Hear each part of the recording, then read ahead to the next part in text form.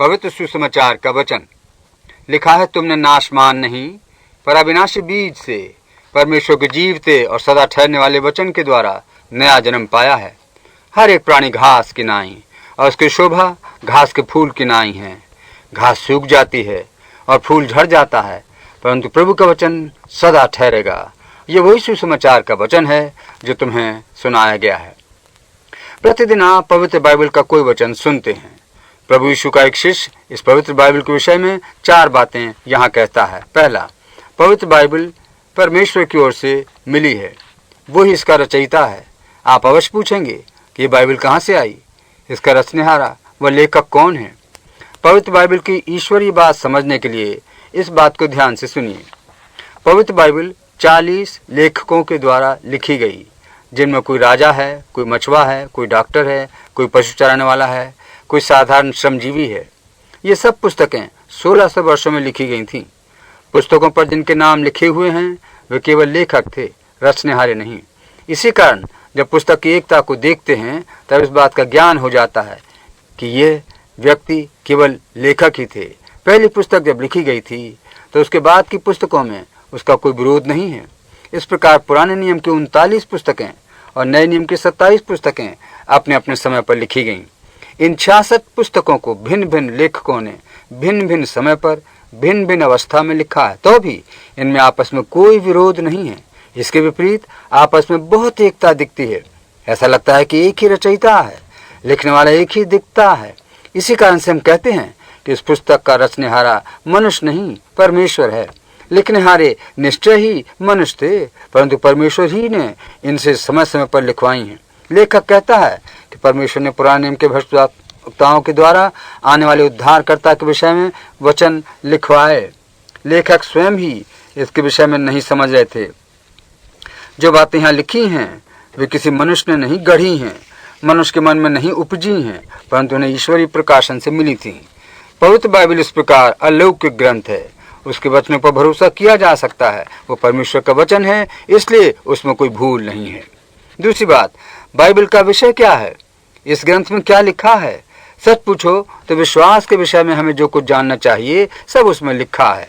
विश्वास के कारण हमारा आचरण कैसे होना चाहिए सब इसमें लिखा है। पवित्र बाइबल में हम सीखते हैं सृष्टि की उत्पत्ति कैसे हुई, मनुष्य कैसे सृजा गया, पाप कहाँ से आया। इसमें बताया गया कि अनादि स्वस्थ पवित्र जीवन कैसे मिले, कुटुंब और समाज में हमारा जीवन कैसे हो, इसके विषय में सब कुछ लिखा है। भविष्य में क्या होने वाला है इसकी चर्चा केवल बाइबल में है।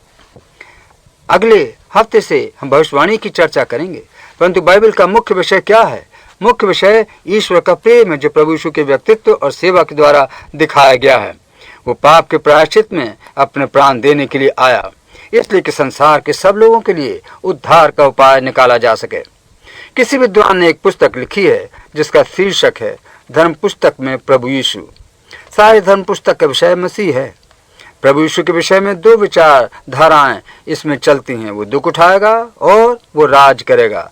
उसके दुख और महिमा, उसका पहली बार आना इसलिए कि क्रूस पर प्राण देवे, और उसका दूसरा बार आना इसलिए कि राज करे। उसका उद्धार कार्य और उसका राज कार्य पूरे ग्रंथ में, अर्थात उत्पत्ति नाम पुस्तक से लेकर प्रकाशित वाक्य नाम पुस्तक तक इसी सत्य को कई रूप से प्रकाशित किया गया है। छायाओं से, भविष्यवाक्य से, दृष्टांतों से, चित्रों से इत्यादि। पुस्तकों में जो विषय लिखे हैं वे भी इसी बात को दर्शाते हैं। इस प्रकार दोनों सत्य ईश्वरीय प्रकाशन के द्वारा हमारे पास पहुंचे हैं। तीसरी बात, पत्रस ने तीसरी बात ये कही है कि पवित्र बाइबल कभी नाश नहीं होगी। सदियों से इस ग्रंथ के बैरी बहुत रहे हैं, हर प्रकार से इस पर हमले हुए हैं, इसे नाश करने की कोशिश की गई है, इसे देश से निकाल दिया गया है, इसे जला दिया गया है, उसका ठट्ठा हुआ है, उस पर हजारों प्रश्न उठाए गए हैं, उसकी नुक्ताचीनी हुई है, तो भी वो अभी तक जीवित है और आबाद है। आज उसका अनुवाद 1200 से अधिक भाषाओं में हो चुका है।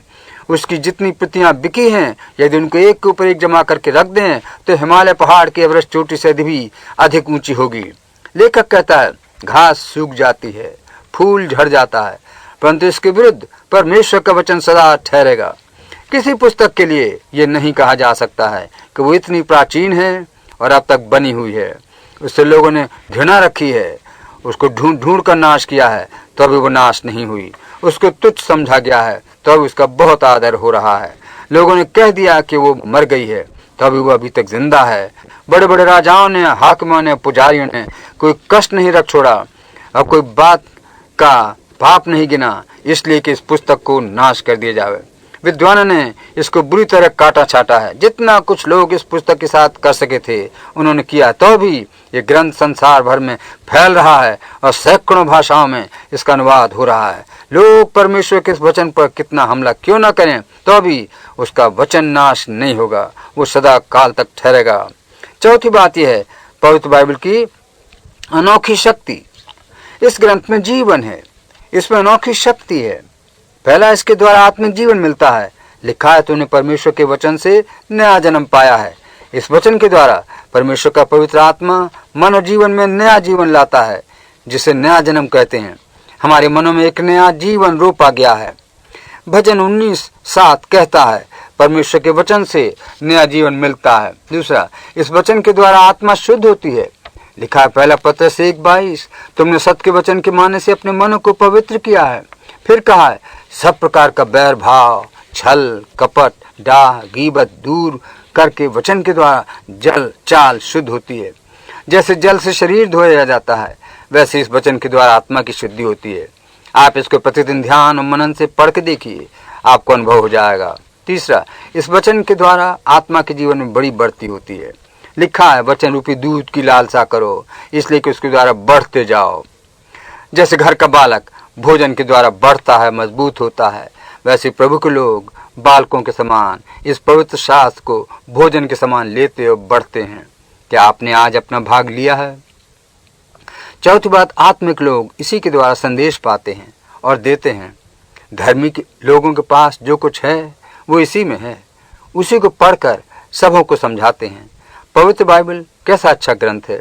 हमें खुशी है कि परमेश्वर की ये पुस्तक है, उस पर भरोसा किया जा सकता है। उसका विषय प्रभु यीशु ही है। उसी की कृपा और महिमा की चर्चा यहाँ है। ये पुस्तक सदा तक बनी रहेगी। इस पुस्तक में जीवन देने वाली, जीवन को पालने वाली बातें हैं। सब लोग जो इसे पढ़ सकते हैं धन्य हैं। प्रार्थना करें, हे प्रभु, इस ग्रंथ के लिए धन्यवाद देता हूँ। हे प्रभु, मैंने अब तक इस ग्रंथ को पूरा नहीं पढ़ा, मुझे शक्ति दे कि मैं पढ़ सकूं। हे प्रभु, इसके समझने की शक्ति भी मुझे दे, यीशु प्रभु के नाम से, आमीन।